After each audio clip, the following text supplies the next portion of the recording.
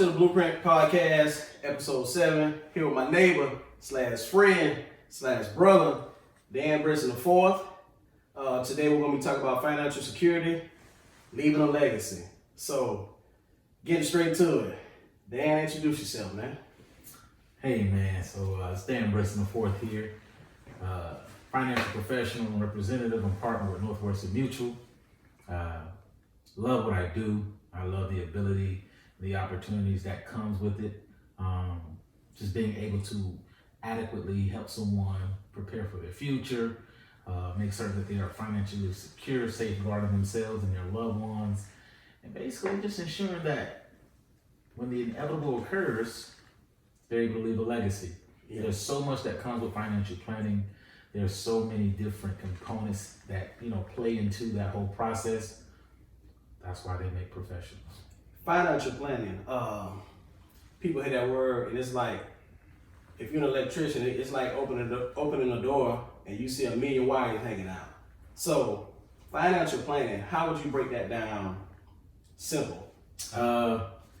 One of the things that we've come to truly kind of like hone in on is just the process itself, right? Everybody has unique situations, different backgrounds, different careers. And so essentially when you're thinking about financial planning, the major thing that you want to think about is just having a tool belt, right? And so in having a tool belt, the more tools you have, the more effective you can be. Now we're talking Batman, we're talking about regular carpenter. What are we talking? Regular carpenter, however you want to look at it. You want to, and however you want to frame it. When you're talking about a tool belt, you're talking about having the necessary tools to get the job done. Gotcha. And so when you think about financial planning, when you think about life insurance planning, education planning, you're thinking about having all the necessary tools to safeguard yourself, whether it's 401k, whether it's retirement plan, whether it's life insurance, whether it's stocks and bonds. All of these things are what you would call a tool that goes in your tool belt. Gotcha. The more you safeguard yourself, the more you fortify your tools and you have yourself prepared for the unknown, the plan, the better off you'll be. How long have you,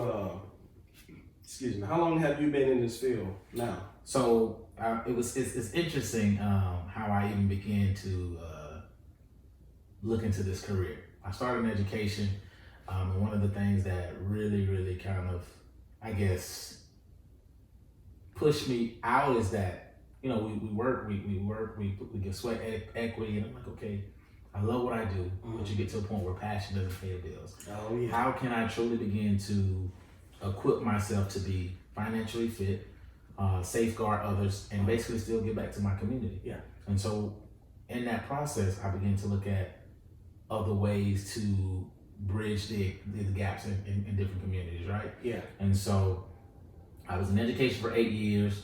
I started to study and look at different routes that I can take to transition into something a little more flexible, a little more hands-on, and something that where my day doesn't look the same every day. I'm always talking, and so here I am. Fast forward now, I'm transitioning with Northwestern Mutual, a year with Northwestern Mutual, in the life insurance planning, financial industry, going into my 3rd year. And so I love it. Was this always your field of work, or what sparked the interest initially? Oddly enough, I went to law school. That was kind of where that was going to be my end all. That was my end goal. I'm going to practice law, go to law school, be a promising attorney, right? And so before attending law school, I joined Teach for America. And I've always been a servant leader. That's always been my thing. I love to serve people. And so in joining Teach for America, fell in love with it so much, I ended up staying way longer than I planned. And so I committed to Teach for America for 2 years. 2 years turned into 3 years. And so that's when I came here just to give back, learn a little more about myself, and also kind of equip myself with a little more professional expertise, right? And from there, I resigned, transferred, went to law school, started law school, did well, didn't have that like a lot of my colleagues had. I wasn't truly engaged, ecstatic about it. Fast forward, I transitioned out, went back to education. Fell in love with education once again, did the education piece for another 5 years. And there was a void. I did everything from head coach for track, head coach football, athletic director, you name it. I was engulfed in education. But again, I was looking for something a little more flexible, a little more self-serving for what it is that I thought I needed to do, right? We go through this life trying to find ourselves, soul searching. And that whole process, I founded a nonprofit healthcare agency, Priority Love and Care Incorporated. And so as I was still fine-tuning, how can I better serve people? How can I make certain people are basically equipped to deal with life, to deal with the unexpected of life? How can I make certain that people are ready to tackle anything that life throws with them? Let me hear. Northwestern Mutual, I literally, had my interview. Actually was kind of expedited through the process because it was like a love at first sight type of conversation, from the conversation that I had with the managing partner to the conversation that I had with the recruiters. And what was crazy, before I even truly committed myself to this process, I had already been having conversations 5 years prior to people who were with Northwestern Mutual, and they thought that I would be a great fit for the company. No turning back now. Got you. How did you, outside of 5 years before and meeting people that, saw something in you before, probably before you did. So how did you prepare once you made a decision, okay, you know what, this is what I'm gonna do? Or along with that, why? Well, one of the main things that, we internalize at Northwestern Mutual is being our best client. And in being our best client, a lot comes with that. And so when I'm sitting down and I'm talking with individuals about safeguarding their family and planning, I have to always look at myself and say, okay, I always want to be that person who's talking the talk and walking the walk. I want to be able to exemplify the products and services that we offer. I want to be able to be a vessel in my community to where I'm not just telling you what to do, I'm showing you what to do. At any moment I can pull up a policy, I can pull up the things that I got in place just to show my clients what it is that I'm talking about, right? And so that was my prepping stage. Aside from studying, aside from committing to getting the necessary licenses to sell and offer life insurance to any one person. And so even now, and the beautiful thing about this process, there's so many different designations and so much knowledge that you continue to equip yourself with. And I'm nowhere near where I'll be 4 or 5 years from now as far as the designations and things that I want to continue to obtain, right? There's CFPs, there's there's CLUs, there's so many different designations that you can equip yourself to offer even more services to clients. And so that's what I'm currently doing. That's what I will continue to do so that I can continue to be the best expert in this field for any one person who will need me. So you said you did the whole thing, teaching, and however you still felt like, I don't know other way to say it, that I'm gonna say your spirit wasn't satisfied with what you was doing. You had a hunger and passion for something like way deeper than that. So you landed in financial literacy, preparing people now and after. So why was the passion for that, and why did you feel you had to do it? I think I had my defining moment when I almost lost my wife. Tell me about that. There was a moment in time where we were getting ready to have our third and last child. We were sure we wanted to have our third child. We had talked it over, mind you. We had a boy and a girl, so it was that conversation of, do we want one more? What does that look like? And we're thinking long term.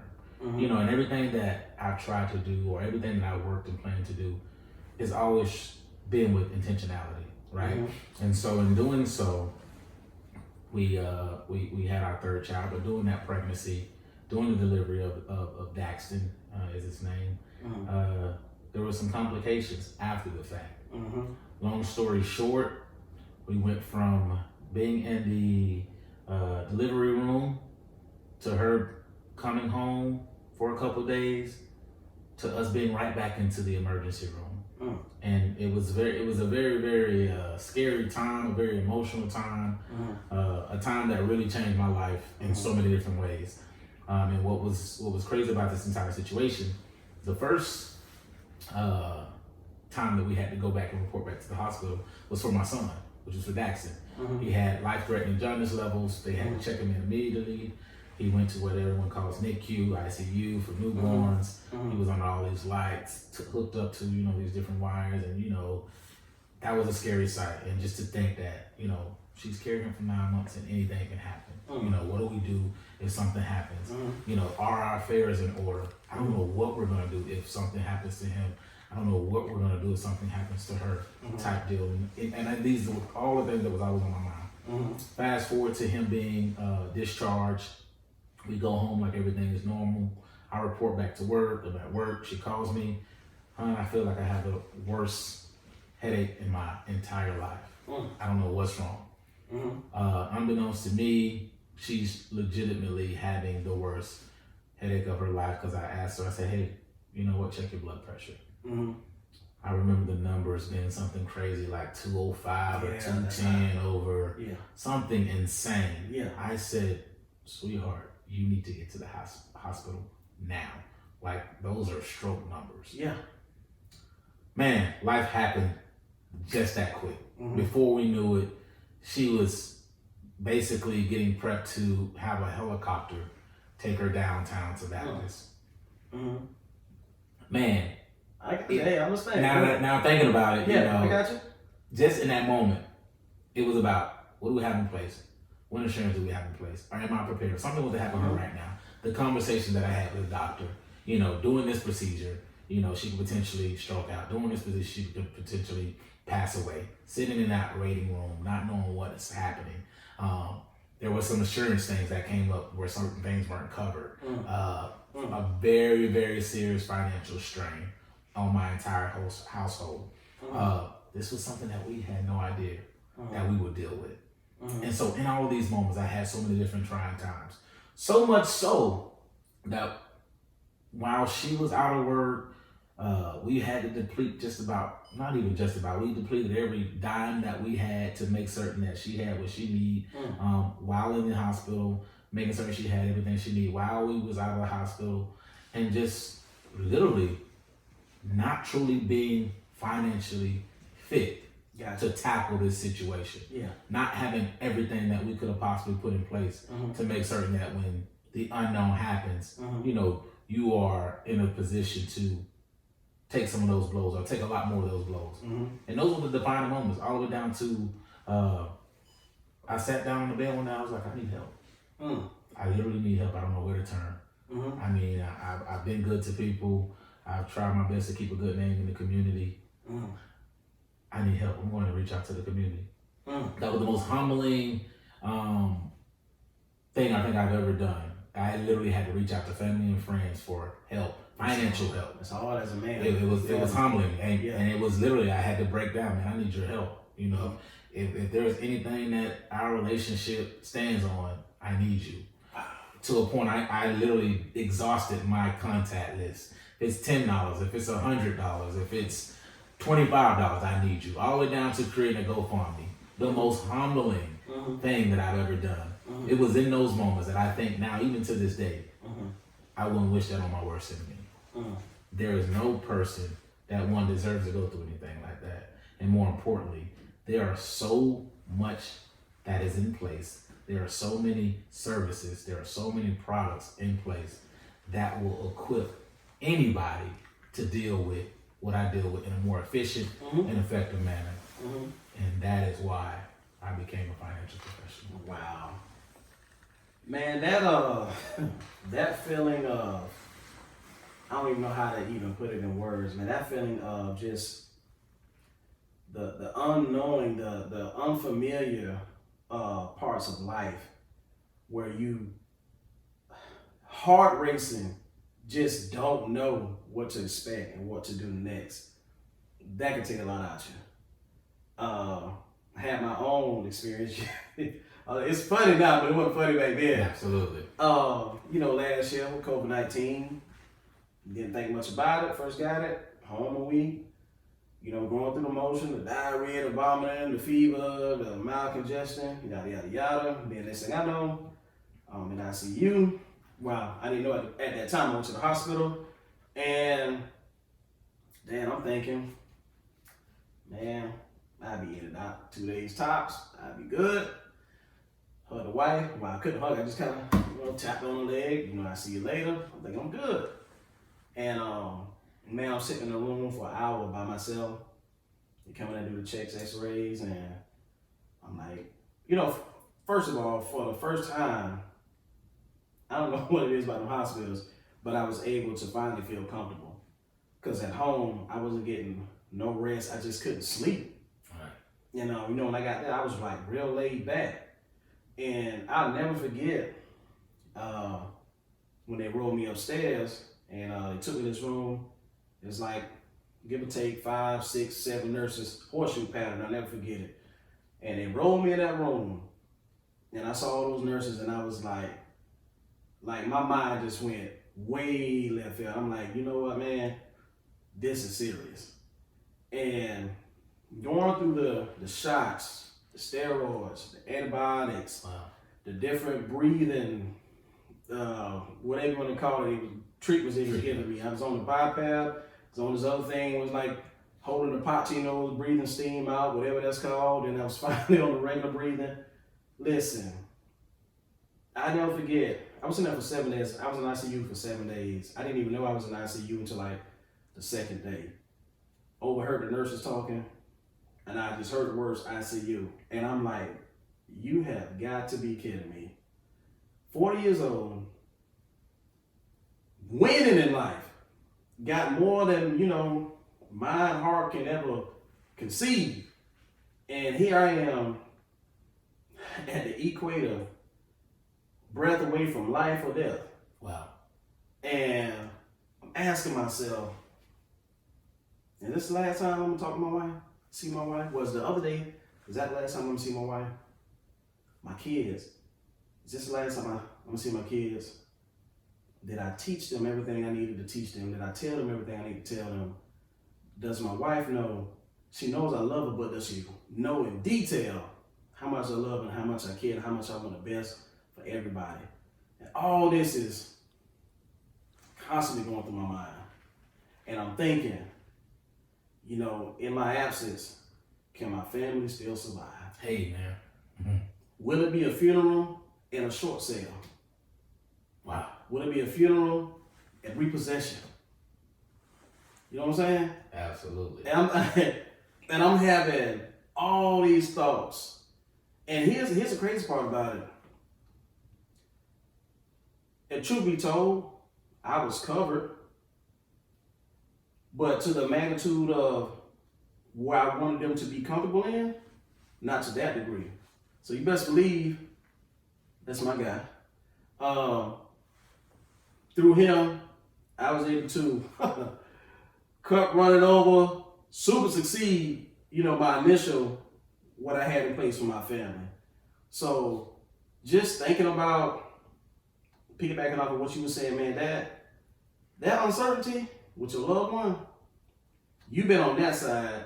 I've been on the other side when it was me. Absolutely. And the thoughts I was having, I'm just like, man, that thing makes tears to y'all. I'm just like, golly. And I remember you telling that story outside of this. First time you told it at your house, and that thing just. And this is before I went in. Absolutely. This is before I went in. It was, man. And I remember hearing that, and that thing shook me to the core. And then here I go. A couple of months later, I had my own experience, and I will never forget what that feels like and what that felt like when you're in a situation you have absolutely no control. None. That's it's a hard situation, man. And you said something else too. I'm trying not to laugh because I don't want to step on nobody's toes, but man, it is a fact. And I'm gonna say it the best way I can. Bruh, it's too much resources and too many avenues out here to where GoFundMe don't have to pay for funerals. Absolutely. GoFundMe doesn't have to send my kid to college. Now, in situations where they say you didn't have the opportunity or resources, there are some situations where people don't have the opportunity, whether it's like a knowledge, relationship, whatever, to where I can understand that. But let me cut through that. When I look on Facebook and Instagram, and I'm seeing cruises, I'm seeing Gucci, Prada, Polo, parties, cookouts after cookouts, club event after club event, birthday, lavish birthdays. And some of these same people I have seen pass, and family got to hold fish fries and GoFundMe to bury somebody. Bruh. Never a good situation. I got a problem with that. Absolutely. I got a problem with that. And you know, said it's and I want to make certain, and I want to say it as not even just focus on being politically correct, but just kind of saying it in a way to where it makes more sense to the masses. I think right now, just in society in general, everything is a right now. Everybody living in the now. Everybody want to do everything right now. Everybody want that car now. Everybody want that house now. Everybody want that good job now. And so you have individuals who understand that it's grit, it's grind, it takes planning, it takes acquiring a certain level of knowledge to obtain those things in a fashion where it's not something that's hanging over your head. You're not accumulating debt. You're not going into debt to keep up with the Joneses. All of these different terms that are in play, right? And so, I'll be the first to say, especially growing up being a younger guy from a country boy, I've had my share of keeping up with the Joneses. I want the nice car. I want the chains. I want the clothes. Until you grow up.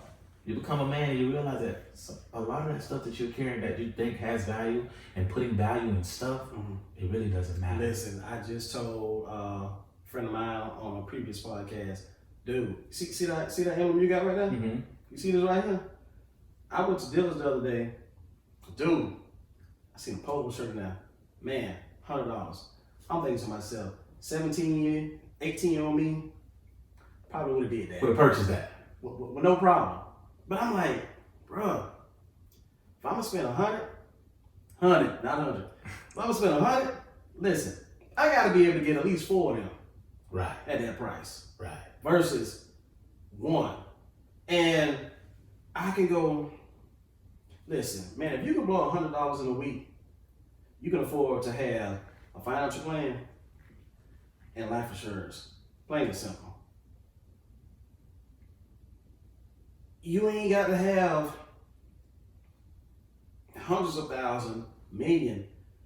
If you don't do nothing but have enough to put you in the ground. If you say, mama, listen, here's 15, put me in the ground.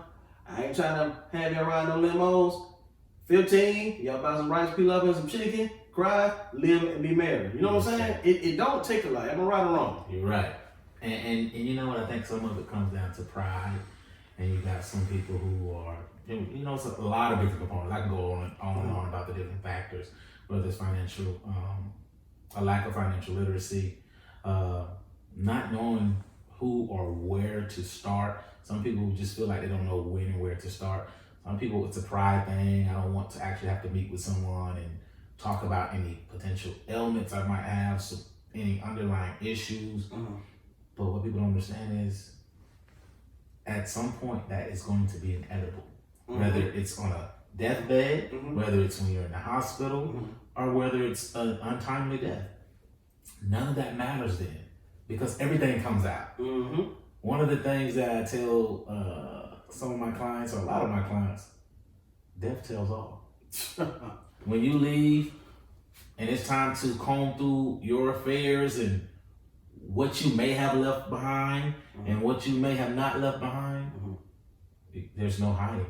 You know, oh man, we thought he had this, man. He had $50 in his account when he passed away.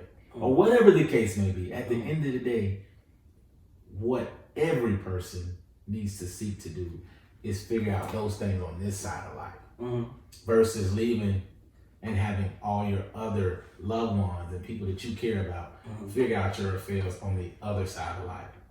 And I tell people,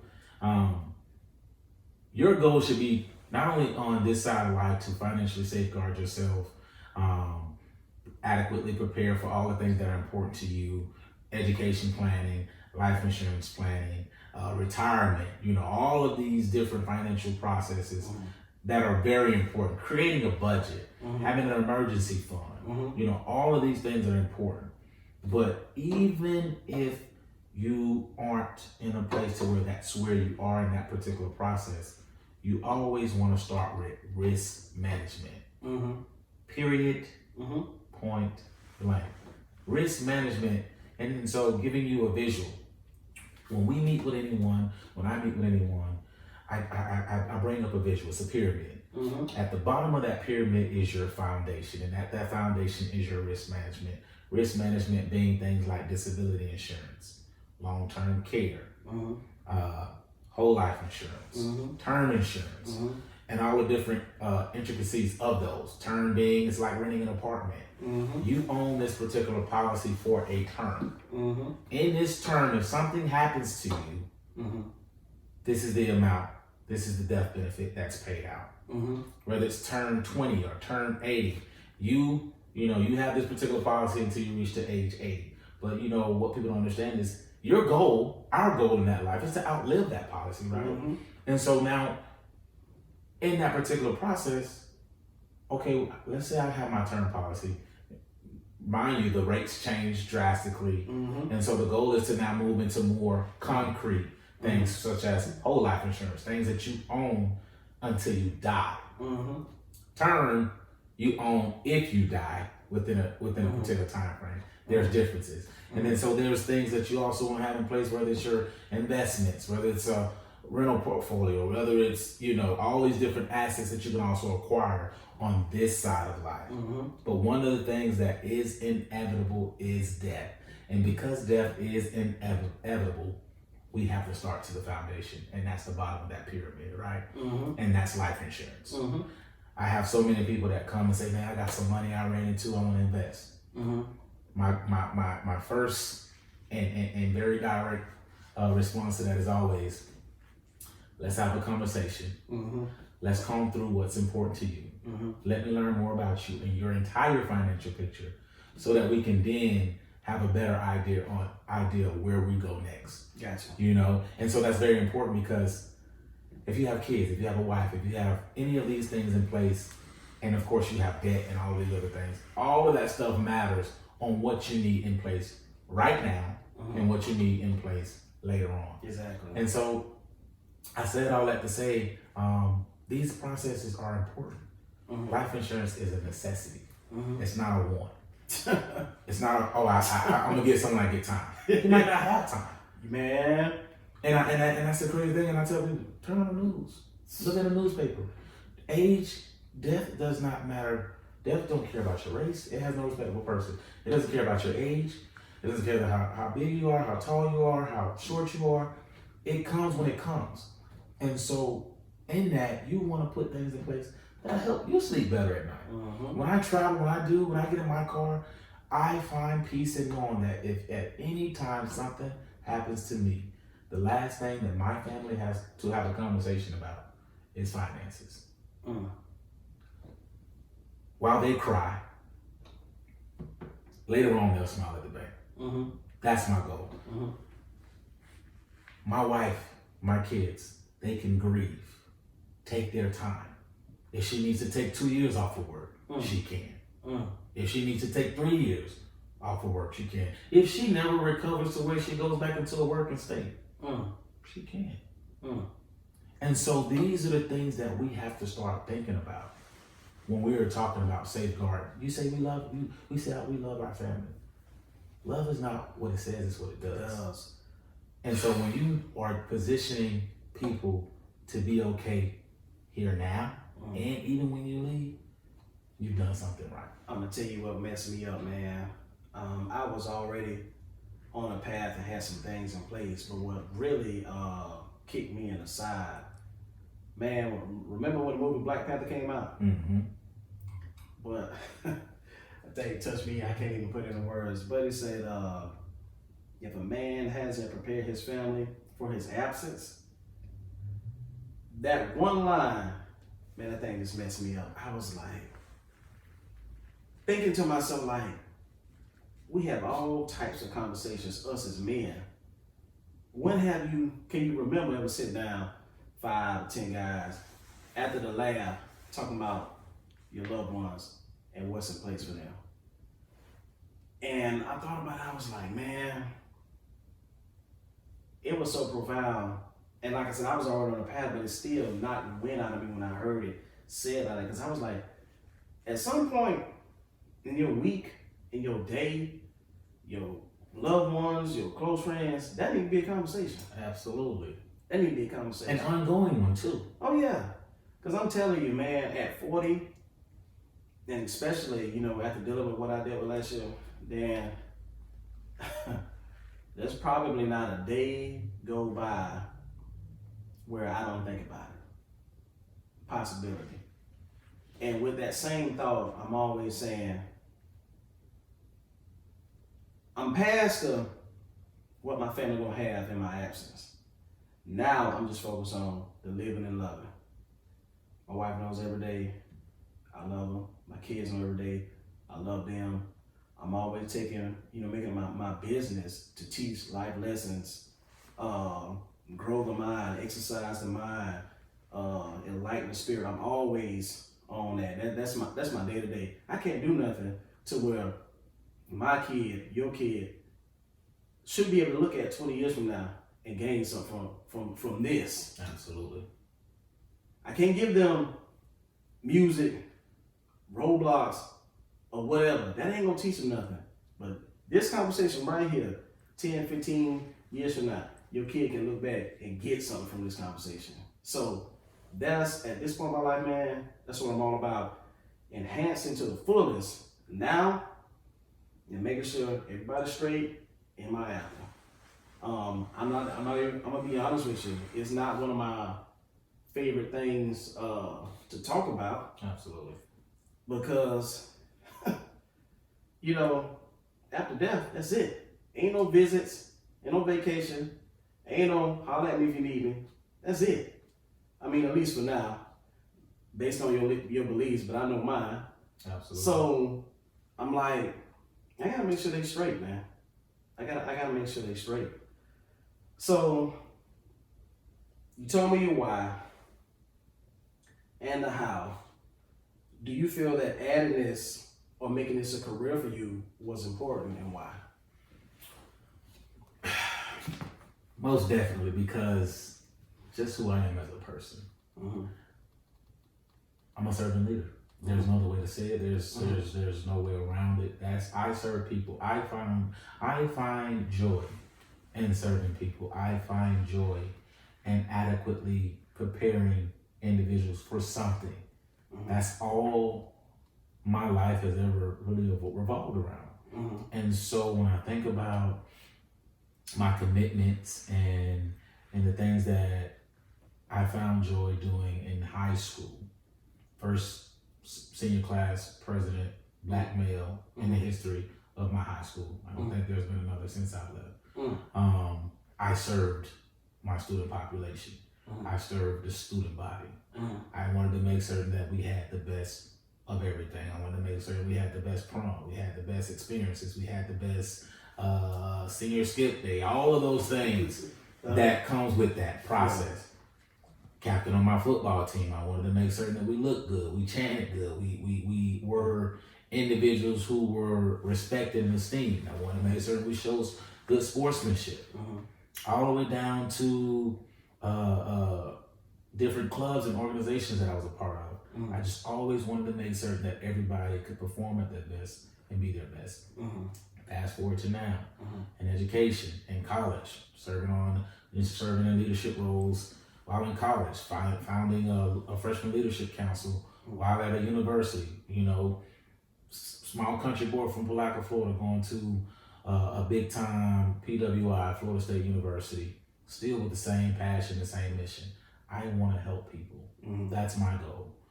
Freshman Leadership Council, individuals with a lot of potential, clearly who's exemplified things that they need to have a very instrumental role in the community. How can we better equip them? How can I make you more effective? How can I make you better? That's all the things that I've been committed to has all been ever revolved around. And so in saying that, I think about this profession.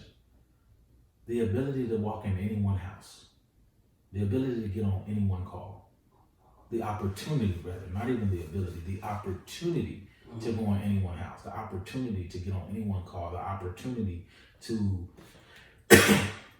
hold any one Zoom meeting for the purposes of adequately preparing somebody to be financially secure, to create nest eggs for their loved ones, and to basically safeguard everything that they care about. Man, the joy that comes with that. I can imagine, man. I mean, serving people, that's one of the reasons why I wanted to do this, Blueprint podcast. To be honest, it never really had nothing to do with me, but I was seeing so many stories and knowing people like you and other people I was coming in contact with. I was like, man, people need to hear some of these stories. The everyday stuff that you don't see. And at the same time, be able to actually touch. Somebody should be able to say, hey man, I saw that session you did with Dan. Look man, I'm really interested in that field. Is it possible I can get with him, mentor, whatever the case? That's what I'm after. Absolutely. Create some handshakes, some relationships. So I completely understand on that certain people concept. It's definitely I'm at a point in my life, man, 40 years old. Now, if you'd asked me at 20, I couldn't tell you what only thing I knew is I wanted to make money. Bottom line. How can I get here? Okay, all I gotta do is this and this. Okay, cool, I'm with it. I never had a favorite thing. It wasn't until I got about 33, somewhere between 33 and 35. I was like, you know what? I said, man, I want to be an investor. I said, but there's two sides. I said, yeah, the bucks, the properties. I said, but I also want to be an investor in people. I said, but at the same time, I'm not looking for the ROI to be for me. I'm looking for them, that to be between them and God. And leave it at that. I ain't looking for the return on investment. I want that to be with them and him. Call it a day. I'm just happy to be a part of the process. Plain and simple. And that's my whole reason for doing this. It never was about me. You said something that I think is hard for a lot of people when talking about financial literacy and life insurance. How important is it? I'm trying to name you, even as I say it. How important is it to be honest about your situation? I can keep it. I can say something simple as Man, however you want to say it.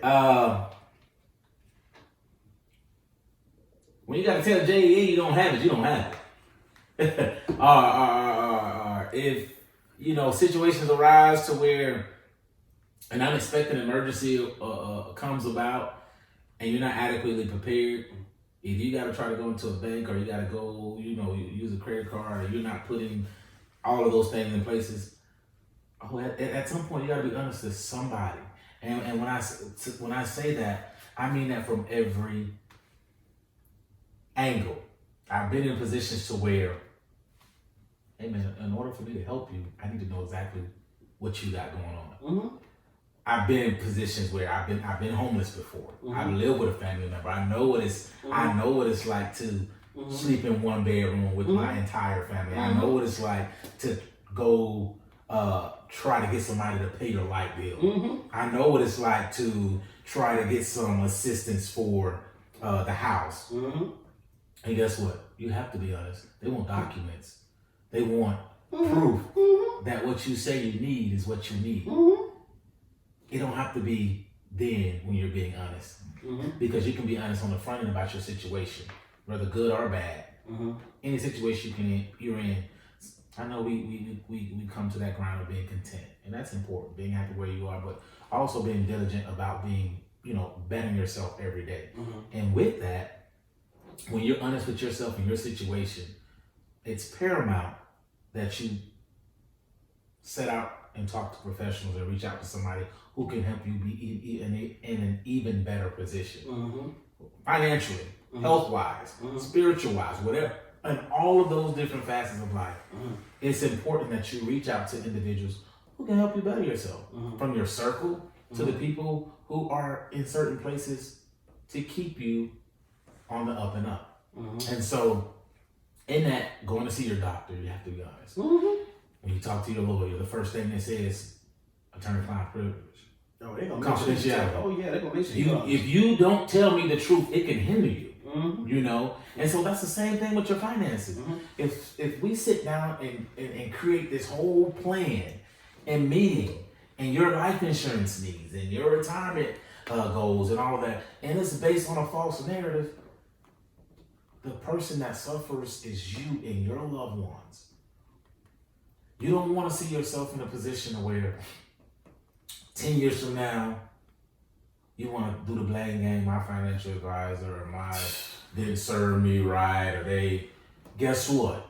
Get a new one. If it's to a point where you don't feel like you're being served, find someone else. But find someone that you can be completely transparent with. Find someone that you trust and build a rapport. I'll be honest in saying that this is a relationship business. We serve people. And I tell anyone that I work with, and I use different analogies and scenarios, whether it's single mothers, hey, in this process, I'm your mate. I need to know everything so that we can better prepare for the unthinkable, the unknown, and the things that we're planning for. We can't do that if I don't have all the chips on the table. Wow. Side money, things that you hide in debt that you might feel ashamed about. Everything here is a no, and that's what individuals need to know. When you're working with an advisor, we have a commitment to you. When you're working with someone who's giving you life insurance, we have a commitment to you. It's not my job, nor is it my place, nor as a professional, as a fiduciary. I can't go out talking about your business. That's not my job. Your financial advisor is the one person you can tell everything to. And you need two things you never got to worry about. Three, you got to worry about talking about your business. Two, you ain't got to worry about asking for a loan when they see you on the right. On the up and up. Three, I don't know some train of thought, but anyway, go ahead. And you know what, that's important for everyone to know.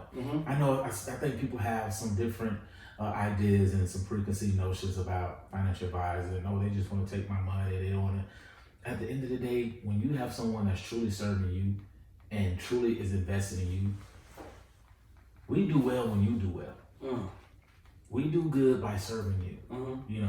I tell some people, everyone, I don't get paid on anything until you're comfortable with your plans and your process. I don't believe in just selling something. For what? I don't just throw a product at you. Everything that we do is intentional. So with that being said, I need to make certain that as we bring all these different experts in the game, whether it's a wealth management advisor, whether it's someone who knows the ins and outs of retirement planning, whether you're in the military, whether you're a business owner, the beautiful thing about what we do and what I'm able to do is I am not only a professional in this realm, but I'm connected. Gotcha. So when I know what you're committed to and when I know what's important to you, even if I don't know it, I got somebody in my corner who does. That's important. After the initial conversation, hey, this is what I got going on, I'm pretty sure, in order to select what you want and how much you want to kick out, how important is budgeting after being honest? You fail to plan, you plan to fail. Simple. And Georgia 6 P's, proper planning prevents piss poor performance, but go ahead. Absolutely. We live by that, especially within my fraternity. Yeah. And that's paramount, man. When you know better, you do better, right? And so that honesty plays a very, very important piece in you being able to reach whatever goals you have for yourself. As well as making certain that whatever things you created on this side, in the event of something untimely, you have enough in place to take care of those things in addition to whatever else that needs to be done, right? And so if you meet with your advisor, you meet with your life insurance representative or whatever the case may be, you're saying, hey, I have $15,000 of debt and I have, one car, and unbeknownst to that particular advisor, you have 3 cars, you have $125,000 worth of debt. And so here, this person, I'm put an entire plan based upon what you've said and what you shared. Something happens, and let's just say you only have a $200,000 policy. And so now you have some of this money that could have easily been allocated elsewhere, might be accounted for some things that you didn't disclose. Now you see the mystery. Whereas, I'm not here to judge or condemn. I'm only here to serve you. But this is a partnership. Tell me everything. Tell me the good, the bad, and the ugly. So that we can adequately equip you on this side of life and on the other side of life. And so that piece is so important, because I can't effectively do my job for you if I don't have all the pieces that's on your table. Is it fair to say, if I can break down like real simple financial literacy and legacy, I would say honesty, budgeting, nest egg. Would that make sense to you? Absolutely. Necessarily in that order, or how would you put it? As simple as you can get it. Time-tested strategies. There are strategies in place that's designed to withstand time. Whether it's creating an emergency fund, whether it's allocating the right amount of money to a retirement plan, whether it's ensuring that there's an education plan in place for your loved ones or your children or whatever the case may be. These are all time-tested strategies. These are all time-tested products and services designed to serve a need when that need arises, as it arises. And cater and tailor to the individual. Completely. There's no one-size-fits-all in this process. And that's another thing that people understand. What I may recommend for you may look totally different from this person over here. Whether it's a $200,000 household, $500,000 household, a $2 million household, and in my case, serving more people and having a different threshold, it might be an $80,000 household. But guess what? If I can get something in place for you just the same as I can for someone with a $500,000 household, I've done my job. Quick question. Can this be done by anybody? Absolutely. And so what people need to understand is there are things in place, there are barriers sometimes that come about. And so the sooner the better. The sooner you know, the better. I.e., I've had some situations where one person may be uninsurable for whatever reason. But guess what? There are places, there are different companies out there that may potentially insure you. It may not be as much, but the idea is to get something. But then there are situations where a person is, let's say, insurable now. The younger you are, the cheaper and the healthier you are, right? The older you get, the more chances you're taking of potentially going into the doctor one day having an ailment to where you're insurable. You know, all the way down to something happening, you're uninsurable. Some type of situation that occurred that makes you uninsurable, right? That is a possibility. Because of that, time is always now. Gotcha. The time is always now to talk to somebody, see what that process looks like, find out the good, the bad, and the ugly, and be honest and transparent. Let's say somebody who you're dealing with somebody that I hate to say this, but there are some out there who just wants bare minimum. Is it safe to say, hey Dan, listen man, I don't have a large family. It's just me and the dog. Man, I just want to put enough away to bury me and a little bit of change for whoever has to put me away. I just want bare minimum.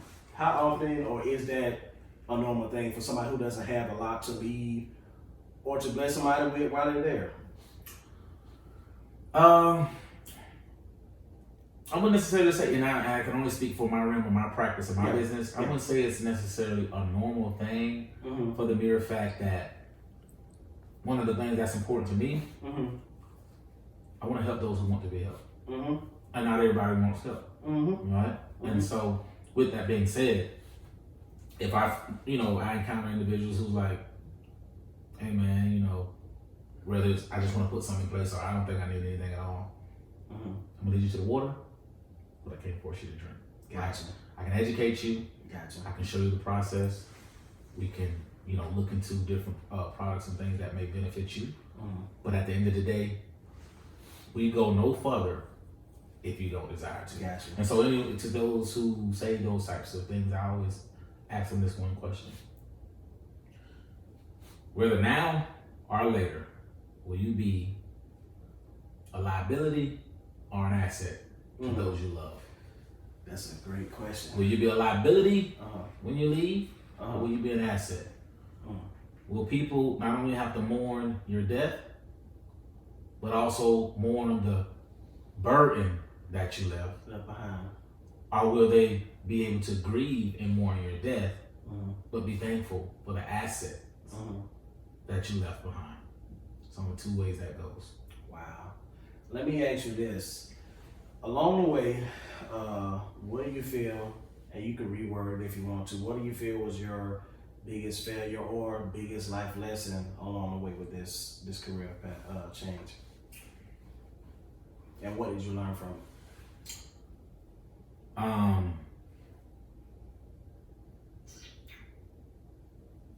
My biggest, I would say my biggest failure,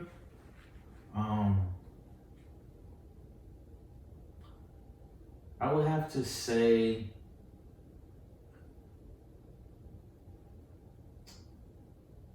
trying to help everybody. I failed in that department because I've learned that I can't want something for someone else. And so in doing so, sometimes I put people in products and services that they weren't committed to. That you wanted it for them. I wanted it for them. Because you knew it was good for them. I knew it was good for them, right? And on the backside, those things came back to bite me. Gotcha. So there are things in this business that are called reversals and chargebacks. So if I've been paid on something and they don't get it, and they don't follow through, or you fail to the plan that we created for you, that reflects not only negatively on me, because now it's a question of, did I sell you the right thing? Did I right size this? Were you committed? This is all some of the risk that comes in this business. But more importantly, if I knew I was meeting with any one person, and I know that you probably didn't have the financial means at that time to truly commit to this, our life changes and we don't follow up, or you lose your job and you don't tell me or something like that, and it was because, oh man, I was just doing this because, whatever, man, as opposed to, no, I understand the importance of this. I'm committed to this. Gotcha. I'm going to pay this before I pay my cell phone bill. I'm going to pay this or prioritize this just like I do with my necessities, my fixed expenses. This is a fixed expense. I'm going to pay this and commit to it for the life of me. Gotcha. And understanding that in servicing people who wasn't to that level of commitment, it created some gray areas, and it created some disconnects for me within my practice. Lapses are not good. People who lapse in their policies, people who don't follow through with a plan and don't pay things the way that they're supposed to. Those are never a good thing, right? No. And so Same thing with any other business. Walmart people who buy things and know they don't really want it, and then they just they want their money back. All of these things that comes with the risk of the game. And so I would say that's been my biggest drawback within this practice, because you serve so many people, and then you get that group, you get some of those people who just say, the hell with it. Gotcha. And so boom, you get hit with unexpected. Gotcha. And so that that creates a rift in my practice. Let me ask you this. In this particular field, if I wanted to, I love old school cars. That's another conversation. Old school cars, I got somebody I can follow to say, man, this is what I need. I'm learning from this person. If I was a chef, I can say I can follow this person, mirror after this person. With your field, what was your biggest resources for you in your field? Man, not only do I have financial savvy brothers in this industry who's killing it. They've been in this industry way before me. They've been in this industry a lot longer than I have, and they understand the ins and outs of this particular industry. So much so to where they was able to kind of guide me on certain pitfalls that I could avoid, certain things to focus on as far as designations and licenses, things that'll be a lot more, if you will, conducive to the things that I want to do in this industry, all the way down to things and people and types of red flags to look for in a client. Learning to say no. All money is not good money. All business is not good business. And understanding that and really grasping that concept to a point to where your integrity is never at question. Gotcha. Your work ethic is never at question, and just your reasons why is never at question, because you do good business, you write good business, you do right by people, and again when to say no. And so those resources, all the way down to a tight knit group within Western Mutual. That's important. Circles are important. Definitely important. Following what you put in your mind, what you expose yourself to. Yeah. The literature that I read, the podcasts that I read. Yeah. By the way, Silent Drives is a great form of therapy, along with podcasts, and just kind of really having and making time for yourself. And so listen to individuals like Gary Vee, reading, the literature that I read, following and being a part of groups like the Wealth Squad with Chris Johnson. King, by the way, the man drops gems. He, the access that you have by just being tapped into the programs and courses that he offers. You have to send me that. I gotta check that out. Always self-educating, man, is important. The resources are out there. The literature is out there. There are people out there that's looking to help you.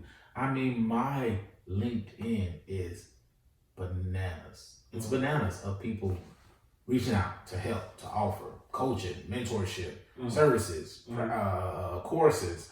How can I build your business? How can I help you work more efficient? How can I? You just have to pick and pull what works for you. You gotta go out there, man. So the resources, tapping into the resources that's available to me, and then there's just the love and the support that I'm so thankful and grateful to have from my managing partner to my managing director to the career development to individuals who are veteran advisors. They are seasoned, they are killing it, doing absolutely phenomenally well. It's all there. In your field, let me ask you this right here. In your field, what is one thing or myth or something that's not true that you would like to debunk? Everybody you think that has it don't have it. And everybody that you think might not have it might be the one that really has it. I'm gonna add to that. And I just want to say that one and the more important piece, percentage-wise, there are only about 2% of people in this entire universe who are truly adequately prepared and don't need any financial services of any kind. 2%. I can believe that. Me personally. Even those 2% or even that 2% can benefit from working with a professional to some degree. Here's my philosophy on that, and it's not even deep. Listen, I remember times when I first started working, I was making $4 and some change an hour. Listen, middle class, upper class, lower class, everybody blows at least $100 a month, man. Tell me I'm lying. I'm inclined to agree. Look at how many times you made, even if you're going to win this, the 4 for 4. A couple times a week, it's going to add up. A couple times a month, it's going to add up. So, the thing I would like to debunk is everybody can afford to have some financial literacy as well as a life insurance policy or somebody like yourself in their ear. Say it's me. Depending on health and all other factors, man, people can put something in place for as cheap as $10 a month, $15 a month. Man, you always make me spit on my water. Go ahead, because that's the truth. Just being honest. The truth. It's and you know it's not a matter of if you get it, it's when you get it. And then, like I said, the time is always now. Yeah. There's no time when it comes to this particular field that I'm in. There's no better time than present. Whether it's your budget, whether it's retirement, whether it's education planning, whether it's just truly holistic financial planning, something as important because even and so the commitment that we have to our clients, because Northwestern Mutual knows, AAA rated company. I mean, we are doing phenomenally well, but we now also understand the importance of putting our clients first. Mm-hmm. So much so that if I don't do something for you in a timely manner because of how important it is to have these things in place, I'm accountable because anything can happen. So we offer things like conditional insurance, you know, and all of these different things that are in place to protect our clients because they know, we know, there is no time like the present. When I leave you, I need to make certain that I've served you to the best of my abilities so that if anything happens, you're covered. I tell people now, man, death is the most fair and unfairest man I know. It's fair because it doesn't care about ethical background, age, status in life. When it comes, it comes. It's only unfair to us, but it's fair to life. My last question to you, man. What would Dan now tell Dan Brisson IV at an earlier time versus now? Focus on delayed gratification. You big on that.